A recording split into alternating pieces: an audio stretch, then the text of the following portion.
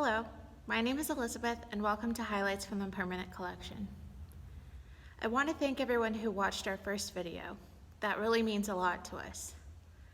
Today I again have two pieces from the Permanent Collection, a demo and a giveaway, so make sure to watch through to the end for that.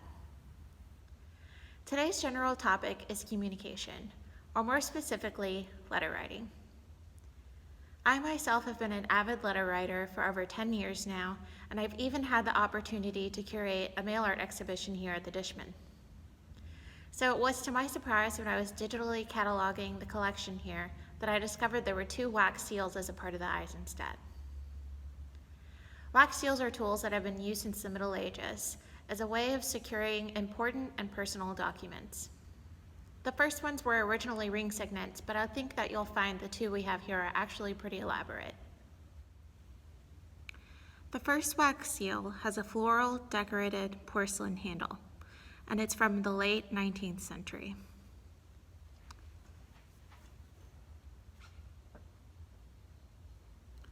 I've seen a lot of wax seals with stone handles or marble handles, but I think this porcelain one is truly beautiful and it has an extra feminine quality about it.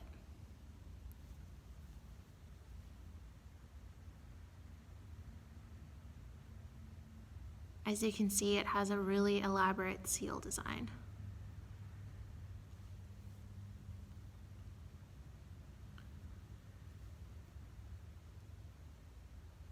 It even has some gold elements here at the top. The second wax seal is a fine silver one, also from the 19th century. I did a bit of research, and these figural cupid designs were really popular at the time, but I didn't see a similar one that had a crystal ball.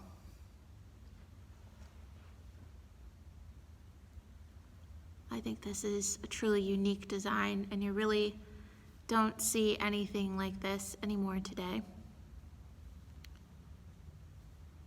Here's the seal design at the bottom.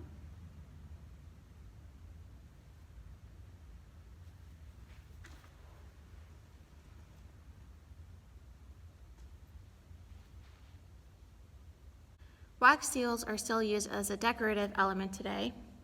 Here are two from my own personal collection. This is what you'll most likely find looking at any store today. It's got a simple wooden handle and then a brass seal. And I think these, most of these will even screw off and you can screw the other designs on.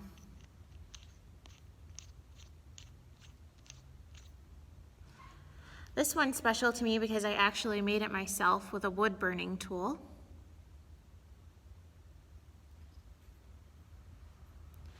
I'll go ahead and do a demonstration on just exactly how these are done. All right, to do this properly, you're gonna need some sealing wax, an envelope, a wax seal, and a flame of some sort.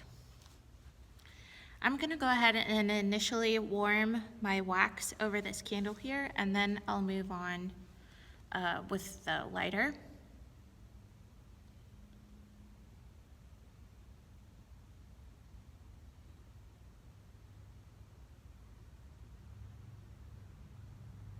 It takes a little bit, so some patience is involved.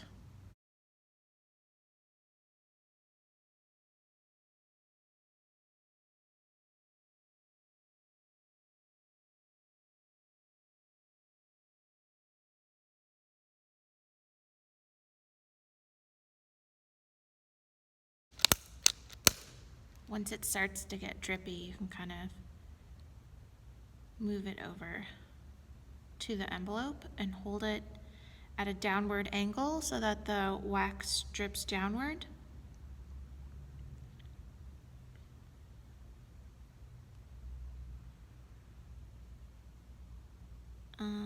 You should absolutely be careful whenever you're doing this because you are working with flames.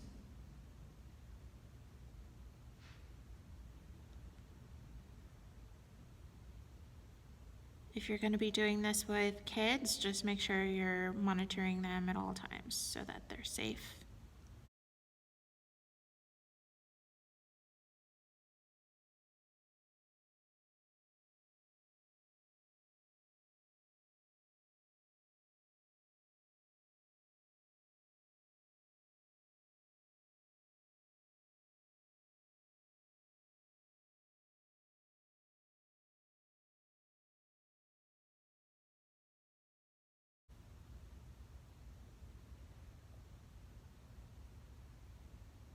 You want to make sure to get a good quarter-sized dollop. So maybe even just a little bit more. We're almost there.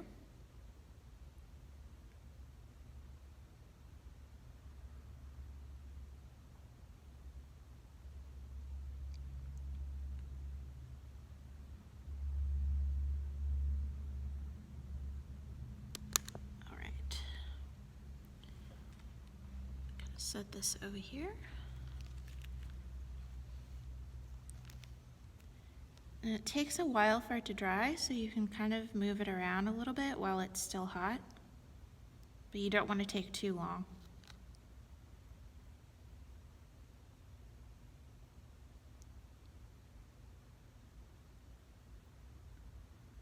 If you do take too long, you can always hold the lighter to the wax on your envelope for a little bit just to warm it up. Again, be extra careful. I'm gonna go ahead and go in. And you just press down firmly and let it sit. Okay, after you count to about 10 or 15, you can kind of start to wiggle the seal.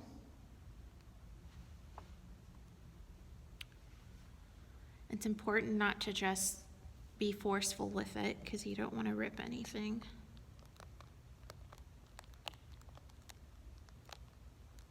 But you just softly wiggle it off, and then we're done. And that's how you do a wax seal. As I mentioned in the beginning about being an avid letter writer and mail art, as a part of this episode, I'll be giving away 2 zines I made on the subject. It's called Correspondence Course, and it kind of is a brief explanation of what mail art is and how you can get started with pen pals. And it'll also come along with 2 of these postcards that I designed. Mac will be handling all of that on Instagram, and the announcement will go up at some point today, so make sure to keep an eye out for that if you're interested. I know a lot of you might have a lot of free time on your hands right now, and I do have some publications you can check out for yourself if you are interested in still learning about mail art. The first book I'm going to suggest is called Good Mail Day, and it's by Jennie Hinchcliff and Carolee Gilligan Wheeler. And it's a really great book. It's actually the first book that I ever read about mail art. And it's got a really great introduction, and I don't know if this is true or not, but the version that I have came with like postcard, cutouts, stickers, and I think an envelope template. So that's really cool. And it's also something really great to do with kids if you have kids at home. Another interesting book series you can check out is called the Griffin and Sabine trilogy. It's a 3-part series. Let's see, here's the first one. And this is really amazing because the whole book is done in mail art form. So it's postcards and envelopes that you actually read, and that's how you experience the story. And the envelopes, let's see if I can find one, actually have, they open and they actually have the letters that you pull out and read. Isn't that super fascinating? And all of the art in here is done by Bantock. And as I said, it's a 3-part series, and then I think he also did another 3-part series that's sort of related to Griffin and Sabine's story. I want to go ahead and end this episode by saying that it's clear that we're living in strange and unique times.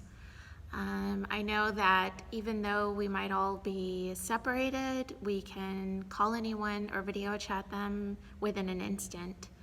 And I would like to encourage you to instead write your friends and family members a letter. I think it's really important right now to have something that people can spend time with. I think it's important to have something that's tangible, something that they can keep and look back on to commemorate this time. I think it's especially important to support our USPS and courier systems right now.